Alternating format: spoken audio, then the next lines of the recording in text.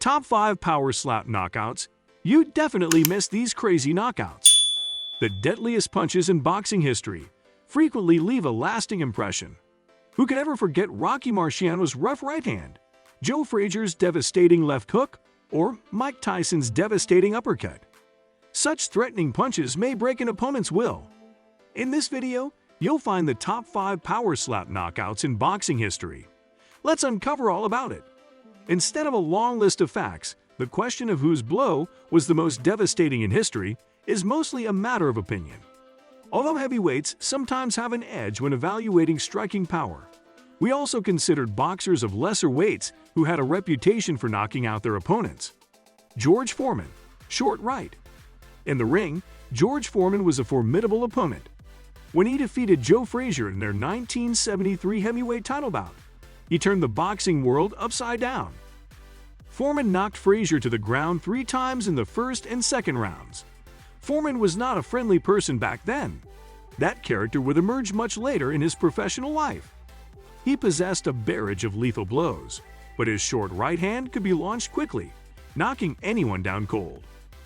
People often overlook Big George's skill with a fist because he is most known for his grills. He was declared the oldest heavyweight champion in history when he defeated Michael Moorer in 1991. Joe Frazier, left hook. One of the most lethal punchers in boxing history was Joe Frazier. He is regarded as among the superb heavyweights in sports history, mainly because of his heart, courage, and explosive force. Their dominant left hook of Frazier is what made him most famous. His early work on the farm gave him strength. He released everything all at once as he delivered his left hook, which was devastating. In their famous 1971 battle at Madison Square Garden, when Frazier faced Muhammad Ali, Ali's 15th round left hook knocked him to the ground and gave him the victory. Ali was knocked out in the 15th round of the fight of the century on March 8, 1971, at Madison Square Garden with a left hook from Frazier. Ali suffered his first professional defeat at the hands of the unbeaten Frazier, who won the unanimous decision. Ernie Shavers, overhand right. Ernie Shavers was never crowned world heavyweight champion. In 1979, when he had the chance to win the title belt, he was TKO'd by Larry Holmes after losing to Ali in a unanimous decision in 1977. Never underestimate the Elkhorn, who possessed some of the sport's most lethal punches. His overhand right caused many of those stoppages as he won 74 fights in his career, 68 via knockout. Shaver believed he could easily knock out opponents when he entered a bout. Jimmy Ellis, a previous champion, was knocked out in the first round by him in 1973, demonstrating the immense strength of his right-hand strike. Joe Louis, straight right. Many people agree that Joe Louis is the best heavyweight champion. Few athletic feats can compare to his first-round knockout victory against Max Schmeling in terms of dramatic displays. Louis threw a barrage of blows in that fight, most deadly right hands, and Schmeling could be heard screaming in agony. Louis was an expert in the ring and is often regarded as the best heavyweight ever because of his combo blows. But during his reign as heavyweight champion from 1937 until 1949, his straight right proved a deciding factor. Rocky Marciano, right hook. The early and middle 1950s saw Rocky Marciano rule the heavyweight division with his strong punches. With a 49-0-0 record, 43 of Marciano's victories were knockouts. Marciano was able to deliver devastating blows with any hand. At any time during combat, he had the power to finish off his adversaries. Jersey Joe Walcott, who Marciano defeated in the 13th and first rounds, was the only one who could explain it better. When Marciano launched towards his opponent, his right hook would typically knock them out when it landed crisply on their chin. Let us know which slap knockout is mainly liked you. Subscribe to our channel for more exciting videos. Boxing's rich history is full of great fights that were toe-to-toe brawls that go the distance and give the fans a full 10 to 12 rounds of action. But one thing can satisfy the fans more than any other, that is a brutal knockout ending a fight in bone-crushing style. Here are the most brutal knockout of all time. So before we get started, make sure to hit that like button. Subscribe to our YouTube channel for our future updates. Number 10. Kermit Cintron vs. Walter Dorio Mathias. On July 14, 2007, Kermit Cintron gave Walter Dorio Mathias the punch of a lifetime when he knocked Mathias out in round 2 of their bout held at the Boardwalk Hall in Atlantic City. Cintron dominated this short-lived fight and ended it with a devastating left, then a right hand for good measure after knocking down Mathias 2 times before in the fight. Number 9. Glenn Johnson vs. Roy Jones Jr. Roy Jones Jr. was on the opposite side of the knockout on September 25, 2004, at the FedEx Forum in Memphis, Tennessee. Glenn Johnson knocked Jones Jr. out cold in round 9 of their 12-round fight. Coming on the heels of Jones Jr.'s first loss in 15 fights to Antonio Tarver, Johnson delivered a solid right to the side of Jones Jr.'s head, knocking him out and leaving him lying on the mat unconscious for a few minutes after the fight was called. Number 8. Lennox Lewis vs. Hassan Rahman. Lennox Lewis gave Hassan Rahman just what he gave him in their first fight, a knockout loss on November 17, 2001, at the Mandalay Bay Resort in Las Vegas. Lewis first won a battle in court to obtain his immediate rematch against Rahman, as Rahman tried to land another opponent for his first title defense. Lewis went on to defend his title 2 more times after beating Rahman before calling it a career, beating Mike Tyson and Vitaly Klitschko, both by KO victory. Number 7. Manny Pacquiao vs. Ricky Hatton. Manny Pacquiao delivered the best knockout of his career against the once unknockout-able Ricky Hatton on May 2, 2007, at the MGM Grand Garden in Las Vegas. Pacquiao knew he had to put on an impressive display against Hatton after Mayweather knocked Hatton out and delivered in even more impressive fashion, knocking Hatton out in round 2, as opposed to Mayweather's 10th round knockout a year and a half earlier. Hatton came into the fight winning straight victories after being knocked out and losing for the first time in his career against Mayweather. This was Hatton's last fight as a professional, as he has since retired from the sport. Number 6. Jerry Cooney vs. Ken Norton. Taking place on March 11, 1981, at Madison Square Garden in New York City, Jerry Cooney delivered a fast and disturbing knockout of Ken Norton, knocking him out in round 1. Cooney's destructive series of punches left Norton out cold, ending up being the last fight of Norton's career. Cooney went on to lose to Larry Holmes by TKO, blowing his only shot at a title in his career. His career lasted only 5 more fights, in which he won 3, but lost his final 2 fights, knocked out by George Foreman in his last fight. Number 5. Michael Spinks vs. Mike Tyson. Mike Tyson gave us a knockout to remember on June 27, 1988, when he knocked out Michael Spinks at the Convention Hall in Atlantic City. Tyson barreled his way into the fight, defending his titles 7 straight times, 5 of them by KO. Spinks came into the fight with a perfect record of 31-0, 21 of those wins by knockout, and was heralded by many people as the legitimate champion. Even though Tyson held all the belts, Tyson was the first and last person to knock down and out Spinks, as well as the first person to ever beat Spinks in his 32 professional bouts. Spinks retired after the fight. Tyson went on to defend his titles just 2 more times before his infamous knockout loss to Buster Douglas in 1990. Number 4. Ray Mercer vs. Tommy Morrison. Ray Mercer handed Tommy Morrison a vicious series of punches, knocking him out in dramatic fashion on October 18, 1991, at the Convention Center in Atlantic City. Both fighters came into the fight with undefeated records. Mercer 17-0 was fresh off his victory against Francesco Damiani, giving him the WBO heavyweight title. Morrison came in winning 28 fights in a row, 23 by knockout. Number 3. David Tua vs. John Ruiz. David Tua knocked out John Ruiz with thunderous authority on March 16, 1996, during their WBC International Heavyweight title fight, held at the Convention Center in Atlantic City. Tua, 22-0 at the time of the fight, came out with the intention of knocking Ruiz 25-2 at the time of the fight, out and did so in a quick fashion, ending the fight in 19 seconds. Tua caught Ruiz with a powerful left and then landed a succession of punches, knocking Ruiz out. Adding insult to injury, as Ruiz fell to the canvas, Tua caught Ruiz with a ripping left hand, further sending Ruiz into an unconscious state. Number 2. Arturo Gatti vs. Joey Gamech. The late, great Arturo Gatti knocked out Joey Gamech in convincing fashion during their fight, held at Madison Square Garden in New York City on February 26, 2000. Gatti was known for his brawling style and knockout abilities that he enforced on Gamech in the second round of their fight, laying Gamech out with a left-right-left combo. Gamech was out on his feet, and making the knockout worse for Gamech, his head bounced off the ring. The fight ended up being Gamech's last fight, as he suffered brain damage from the knockout.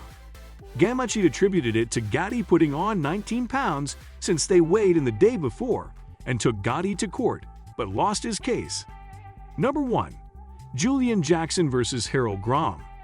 Julian Jackson took care of Harold Graham in spectacular fashion during their WBC middleweight title fight on November 24, 1990, at the Torre Quebrada Hotel and Casino in Benalmádena, Andalusia, Spain.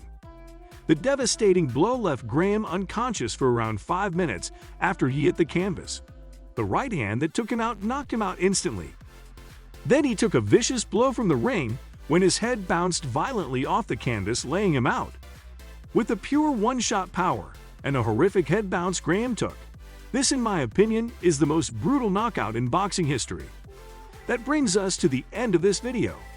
If you love similar content like this, take a look at my other videos. And if you like it, please smash the like button and make sure you subscribe to the channel and hit the notification bell. See you in the next video. A major part of this entertainment is credited to the knockout. The knockout is arguably the most fascinating thing in all of the sports and has put MMA in a league of its own. Let's take a look at the top 10 exciting knockouts in the history of MMA. So before we get started, make sure to hit that like button. Subscribe to our YouTube channel for our future updates. Number 10. Pride Final Conflict Absolute 2006. Mirko Cro Cop vs. Wanderlei Silva. Mirko Cro Cop Filipovic and Wanderlei Silva met at Pride Final Conflict Absolute 2006 after their first bout ended in a draw. The grudge match also sent the winner to the Pride Grand Prix Finals as the two engaged in battle. Cro Cop led the way, landing strikes and kicks to the body of Silva. At 5:22 in the first round, Cro Cop sent Silva to the ground with a massive head kick. Silva was out for good. Cro Cop's knockout ranks 10th on the power rankings. Number 9. Affliction Day of Reckoning. Fedor Emelianenko vs. Andrei Arlovsky. World-class mixed martial artist Fedor Emelianenko was lined up to face Andrei Arlovsky in arguably the biggest fight of 2009. The two stayed on their feet early and tested each other, just waiting for a chance to land the finishing blow. Arlovsky went after Emelianenko and landed a leg kick in the corner of the ring. Seconds later, Arlovsky went in for the knockout when Emelianenko landed an amazing blow, knocking out Arlovsky. Emelianenko's knockout ranks are 9th on the power rankings. Number 8. KOTC Strike Point. Darren Cruikshank vs. Ricky Stettner. It was Darren Cruikshank's mixed martial arts debut when he displayed one of the most impressive knockouts in the history of MMA. His opponent, Rick Stettner, was attempting to test Cruikshank's timing when he was dropped out cold by a spinning back fist. It was one of the greatest spinning back fists of all time and knocked Stettner out at 2:23 in the first round. Cruikshank's knockout ranks are 8th on the power rankings. Number 7. Pride Final Conflict 03. Wanderlei Silva vs. Rampage Jackson. In one of the most exciting fights of all time at the middleweight Grand Prix Finals, Wanderlei Silva and Rampage Jackson met for the first time. It appeared Silva almost submitted Jackson early until action went back to the stand-up. Jackson took control and was landing numerous strikes on Silva until Silva went on an absolute rampage, landing knee after knee. The final blow came when Silva struck Jackson with a raising knee at 6:28 in the first round. Silva's knockout ranks are 7th on the power rankings. Number 6. UFC 17.5 Vitor Belfort vs. Wanderlei Silva. Wanderlei Silva received his second career mixed martial arts defeat when he met Vitor Belfort at UFC 17.5 in Brazil. It was Belfort's debut in the light heavyweight division when he went postal on Silva. It was just 0:44 into the first round when Belfort landed one of the greatest knockouts in UFC history. The blow sent Silva to the ground for good.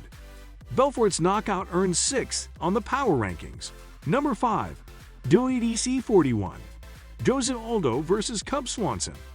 Jose Aldo looked to continue his rampage in the featherweight division and move closer toward a title shot when he faced Cub Swanson at WEDC 41. Aldo rushed toward Swanson the second the bout began and landed a flying knee, immediately sending Swanson to the ground. Helplessly, Swanson endured rapid blows from Aldo before the fight was stopped at just 8 seconds into the first round. Aldo's knockout ranks are 5th on the power rankings. Number 4. UFC 101 Anderson Silva vs. Forrest Griffin. Anderson Silva agreed to fight a catchweight bout when he took on Forrest Griffin at UFC 101. Griffin put up almost no fight as Silva taunted him and even dropped his gloves throughout the first couple of minutes of the fight. Griffin pushed towards Silva when Silva took a step back and landed a jab that dropped Griffin. It was the most embarrassing fight of Griffin's career, as the knockout came at 3:23 in the first round. Silva's knockout ranks 4th on the power rankings. Number 3. UFC 126 Anderson Silva vs. Vitor Belfort. Anderson Silva entered UFC 126, not having lost a fight in over 5 years. His opponent, Vitor Belfort, was on a 5-fight win streak and looked to take out the middleweight champion. Silva and Belfort tested the waters early as neither fighter made a commitment to attack the other. When Belfort let his hands down, Silva took advantage.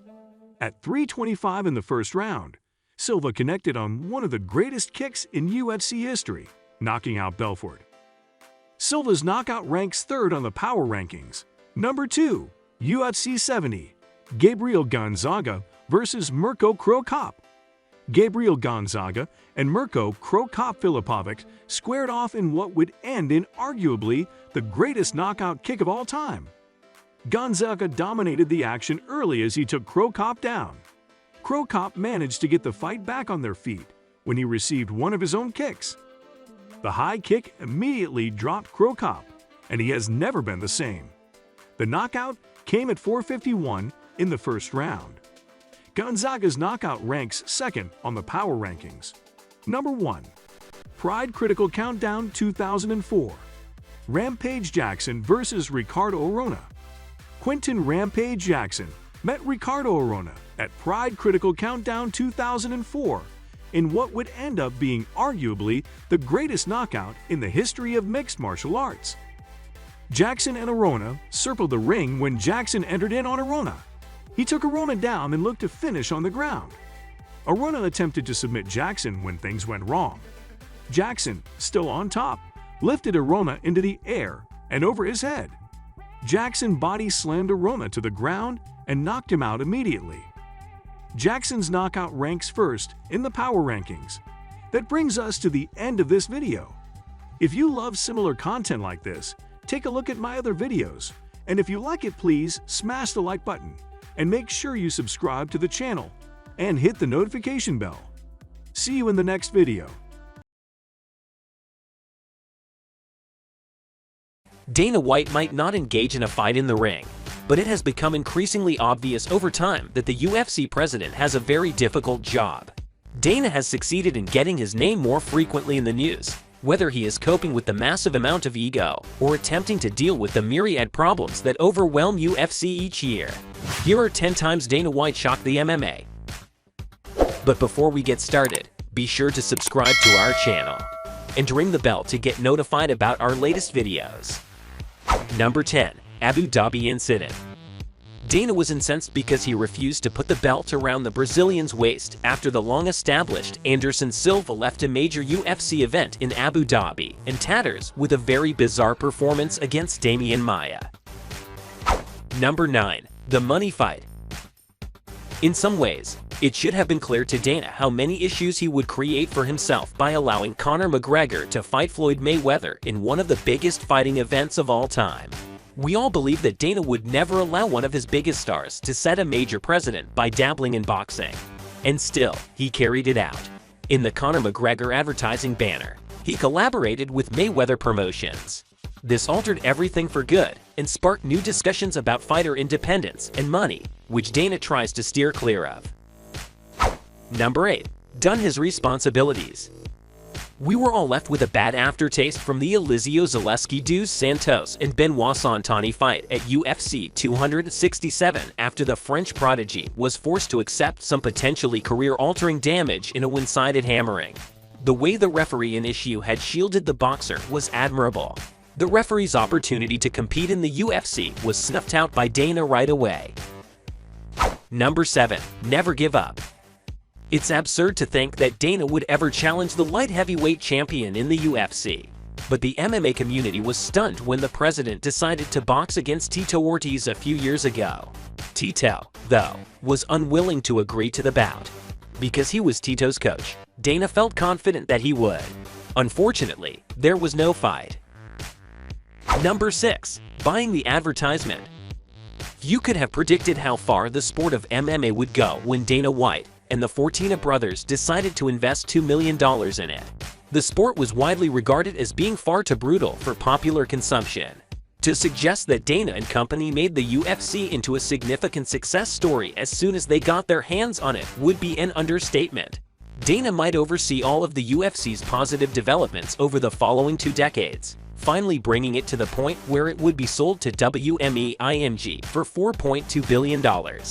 Many people were perplexed by the move to purchase the UFC. But after years of steady development and achievement, Dana's early instincts were shown to be keen. Number 5. This is an opportunity, not a career.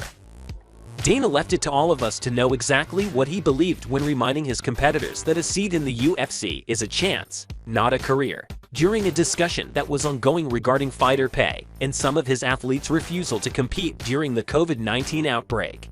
The media, the boxers, and the spectators all received this poorly. Number 4. Dana is a big gambler.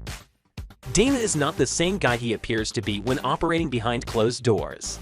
Joe Rogan, a longtime color commentator for the UFC, discussed how crazy things can go in Dana's life when he disclosed that White is an avid gambler in an episode of his podcast. Dana was so skilled at blackjack that several prestigious casinos in his hometown of Las Vegas forbade him from gambling. Dana would always refuse to allow the UFC to stage the contested contests. Nevadans have taken notice of Dana's infamous presence.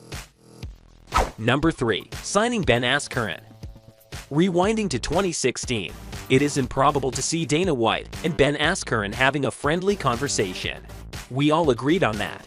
Before quitting the sport 2 years after his dismal UFC career, Ashur was regarded as possibly the greatest fighter outside of the UFC. Therefore, it came as a surprise to us to learn that Dana and Askren had finally chosen to collaborate. Number 2. Dana got furious. Dana becomes enthused when discussing what it means to be a boxer. Sometimes, he only does it so he can criticize athletes who decline battles. Dana felt pressured to emphasize how great of an opportunity these fighters had during the first season of The Ultimate Fighter. Some of these competitors had no idea they would be required to compete on the show. That implies that they must compete for no compensation. Dana became enraged after learning that. He convened a conference with the actors right away and asked them outright whether they had any issues with being asked to fight, before going on to specify what was required of them specifically if they wished to pursue a life as fighters.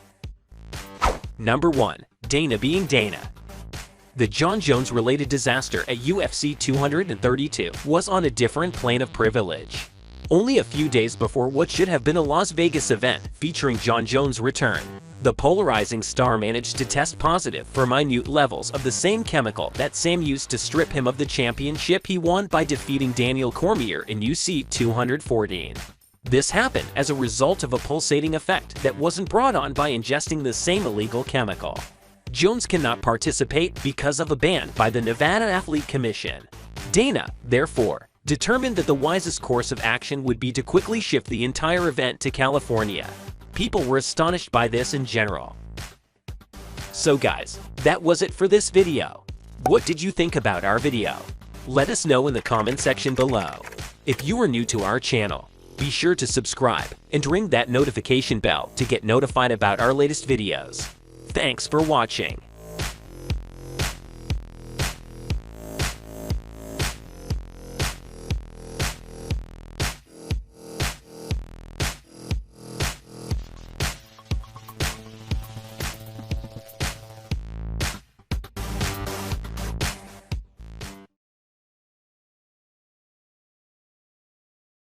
One of the biggest pro wrestling stars of the century, Brock Lesnar, is the imposing former heavyweight champion of the UFC.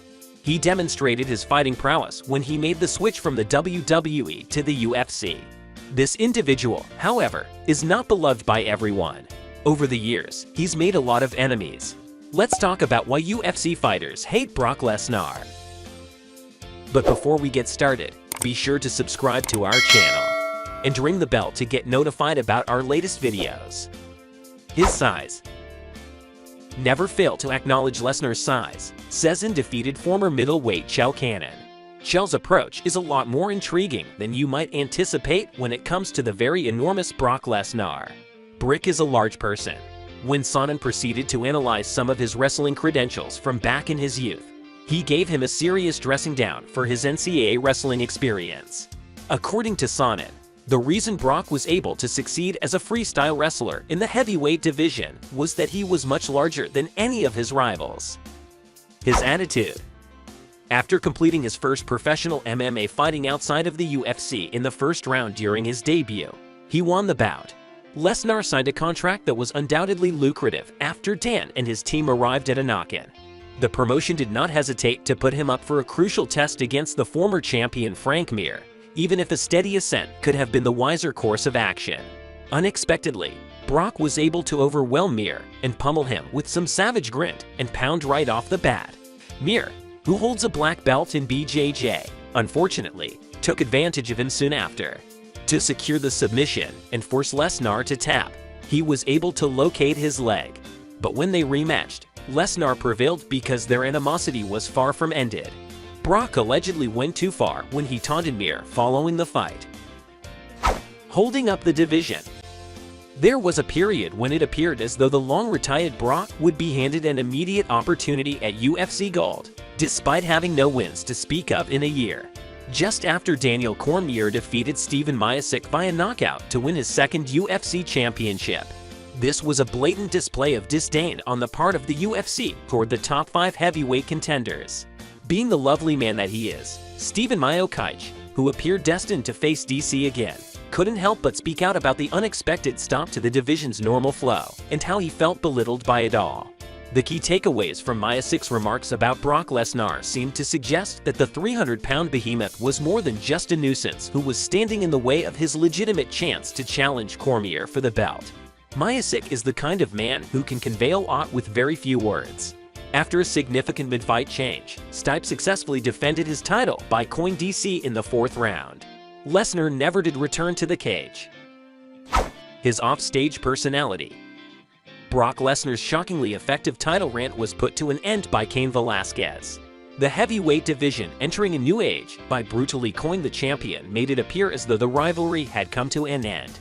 Although Cain respects Brock as a competitor, he claims that he just can't get past the way that his on-screen image seeps into his actual nature. The tension that the huge heavyweight still feels with him is something that he can't get over, but he made it obvious that he appreciates that about Lesnar. Fan attention. The UFC made sure to give Alistair Overeem a good test before his debut in the UFC, which came after a run in kickboxing and Pride. One of the physically craziest appearing MMA matches ever resulted from something. You had Brock, the beast that he truly is, face to face with a beefed-up horse meat era. The heavyweight match of our dreams, at least according to the paper. A level of physicality that was unsurpassed in the sport was brought by two freaks of nature. On fight night, Overeem handled the former champion admirably, devastating him with his knowledge of kickboxing and winning via TKO in the opening frame. Overeem hasn't been shy about criticizing Lesnar afterward and does so whenever he can. Mark Hunt, his biggest rival. Mark Hunt is his biggest opponent of Lesnar. The opponent Brock shared the cage with at UFC 200. Overall, not a particularly memorable contest. The majority of the time, Lesnar dominated him with his wrestling.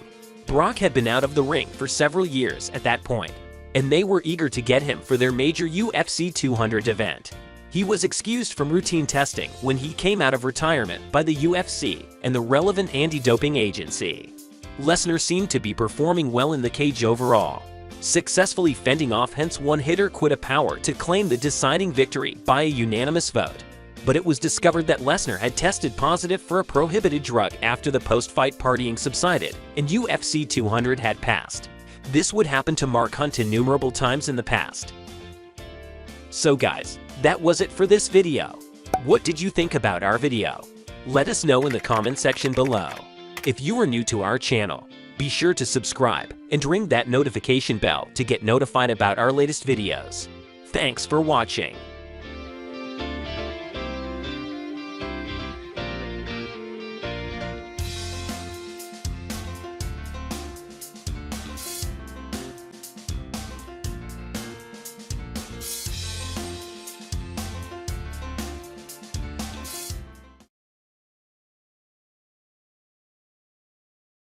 MMA fighters frequently engage in rivalries with other competitors, and most of the time, these conflicts are resolved inside the cage. But things get intriguing and intense when the resentment comes from individuals outside of the sport. I'm referring to the conflict between celebrities and UFC fighters. Here are 10 UFC fighters that had beef with celebrities. But before we get started, be sure to subscribe to our channel and ring the bell to get notified about our latest videos. Number 10. Dana White against Justin Timberlake. Dana White is renowned for trying to interact with audience members during UFC events. Everybody has a different set of thoughts. White and his family attended the backstage area at the 2013 Nickelodeon Awards and got a first-hand look at everything. Timberlake apologized to White immediately after learning of his dispute with him. However, the singer's animosity toward Timberlake didn't last for very long. Number 9. Conor McGregor against P. Diddy. When Conor McGregor first encountered P. Diddy at a UCLA college football game back in 2013, he was still making his UFC debut, and he was not particularly impressed. Following McGregor's scolding, Diddy remained silent, but it may be no accident that the rap mogul bought himself a ringside seat to see Floyd Mayweather face the UFC fighter in Las Vegas last year. Following the bout, Diddy stirred up trouble by accusing the referee of racial discrimination since he stopped it before the boxing champion had a chance to knock out McGregor. Number 8. Steven Seagal against Randy Couture. When questioned about the potential of a comeback in 2012 by American sports writer Jay Glazer, MMA icon Randy Couture responded with a chuckle that he would only consider it if it was against action movie actor Steven Seagal. As long as there were no witnesses, according to Seagal, he would take on the first two-division champion of the UFC. Whatever the cause, Couture didn't let it get to him and shrugged it off, claiming that his first comments, which set off the entire TRP bait, were merely idle joking. Number 7. Joe Rogan against Wesley Snipes. While there was no history between Wesley Snipes and UFC color commentator Joe Rogan, they came dangerously close to colliding in the octagon over a decade ago. In 2005, Snipes approached former UFC producer Campbell McLaren with the idea of engaging in pay-per-view combat with fellow actor Jean-Claude Van Damme. Snipes agreed when McLaren suggested he face off against Rogan, a former karate champion and BJJ practitioner. Even though the fight was later postponed, Rogan feels he would have won had he continued his months-long preparation. Number 6. Nate Diaz against Justin Bieber. Bieber made the mistake of disparaging Nate Diaz. Later, Diaz responded on Instagram, calling Bieber a hater and posting a sketch of himself slapping the pop star with his notorious Stockton slap. Days later, Justin Bieber was in a bar in Los Angeles when Diaz turned up, but before things got heated, Bieber quickly tucked his tail between his legs and asked if they could put their differences behind them. Number 5. Andrei Arlovski against Russell Crowe. When Andrei Arlovski, a former heavyweight champion of the UFC, saw Russell Crowe in 2008 while watching a boxing battle between Manny Pacquiao and Oscar De La Hoya, he was overjoyed. The UFC star was disregarded by Crowe since he didn't know who the Belarusian fighter was and wasn't in the mood to sign autographs. Regardless of how large Crowe's hired go-on was, Arlovski was coming off significant knockout victories over Ben Rothwell and Roy Nelson at the time, so it's probably for the best that the pitbull didn't react violently. Number 4. Conor McGregor against Draymond Green. Draymond Green of the Golden State Warriors decided to criticize Conor McGregor, but it soon became clear that he had taken on more than he could chew. Green was left with a sour countenance after McGregor's prompt response. The real reason McGregor wore the jersey was to embarrass Mayweather, who had served 2 months in prison for domestic assault on his then-girlfriend Josie Harris in 2012 after learning that she had been texting CJ Watson. Number 3. Cody Garbrandt against Jean-Claude Van Damme. When he made a special guest visit at Team Alpha Mala last year, martial arts movie legend Jean-Claude Van Damme irked former UFC bantamweight champion Cody Garbrandt. After leading the gym's star-studded roster of fighters through a 40-minute stretching exercise, JCVD began showing Garbrandt some of his renowned kicking techniques.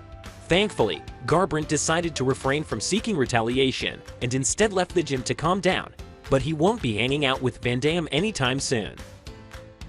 Number 2. Ronda Rousey against Justin Bieber. When pop sensation Justin Bieber turned down Ronda Rousey's request for an autograph for her younger sister at the Cannes Film Festival in 2015, she became enraged. When her remarks were brought up in an interview on Entertainment Tonight a month later, Bieber did not immediately offer an apology. That might have been the end of the matter, but given his comments made later in the same interview, Bieber's apologies seemed hollow. When Rousey lost to Amanda Nunes again a year later, it appears that Bieber was still harboring resentment because he couldn't help but put the boot back in. Number 1. Matt Brown against Snoop Dogg. Dana White adores his side ventures, the most recent of which was his Tuesday Night Contender series, which gave rise to Sean O'Malley as a breakout star. The show's only objective was to find interesting combatants who enjoyed brawling and getting people to lean out of their seats. Anyone who has watched the event and is familiar with fighting will realize how agonizing it must have been for the fighters to slug it out the way they did. Because of this, several UFC competitors were upset with Snoop Dogg's carefree, almost clownish manner of calling matches. One of them was no BS UFC veteran Matt Brown, who declared that if he saw Snoop, he would punch him. We'll have to wait and watch if the Dogfather responds to this next season to see if he modifies his approach. So guys, that was it for this video. What did you think about our video? Let us know in the comment section below. If you are new to our channel, be sure to subscribe and ring that notification bell to get notified about our latest videos. Thanks for watching.